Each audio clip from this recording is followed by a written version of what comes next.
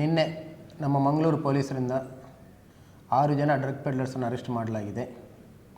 2 ಪ್ರತ್ಯೇಕ ಪ್ರಕರಣಗಳಲ್ಲಿ, ಒಂದು ಪ್ರಕರಣ ನಾರ್ತ್ ಪೊಲೀಸ್ ಸ್ಟೇಷನು, ಮತ್ತೊಂದು ಪ್ರಕರಣ ಸೌತ್ ಪೊಲೀಸ್ ಸ್ಟೇಷನಲ್ಲಿ ಇವರನ್ನು ದಸ್ತಗಿರಿ ಮಾಡಲಾಗಿದೆ. ನಾರ್ತ್ ಪೊಲೀಸ್ ಸ್ಟೇಷನ್ನಲ್ಲಿ 4 ಜನ ಆರೋಪಿತರನ್ನು ದಸ್ತಗಿರಿ ಮಾಡಲಾಗಿದೆ.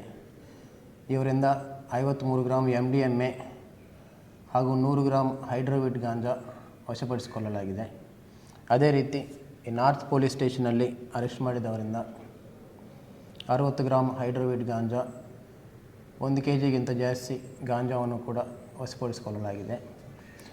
ಇವರೆಲ್ಲರೂ ಕೂಡ ಮಂಗಳೂರು ನಗರದಲ್ಲಿ ಹೆಚ್ಚಾಗಿ ಸ್ಟೂಡೆಂಟ್ಸ್ಗೆ ಮತ್ತು ಮಹಿಳೆಯರಿಗೆ ಕೂಡ ಡ್ರಗ್ ಸಪ್ಲೈ ಮಾಡ್ತಿದ್ದಾಗಿ ಗೊತ್ತಾಗಿದೆ. ಈ ಟೋಟಲ್ ವ್ಯವಸ್ಥೆ ಎಲ್ಲ ಕೂಡ ಬೆಂಗಳೂರಿಂದ ಡ್ರಗ್ಸ್ ತೊಗೊಂಡು ಬಂದು ಅವರು ನೇರವಾಗಿ ಸಪ್ಲೈ ಮಾಡೋದಲ್ಲದೆ ಇಲ್ಲಿದ್ದಂಥ ಲೋಕಲ್ ಪೆಡ್ಲರ್ಸ್ಗೆ ಕೂಡ ಡ್ರಗ್ ಸಪ್ಲೈ ಮಾಡ್ತಿದ್ದಾರಂತ ಗೊತ್ತಾಗಿದೆ.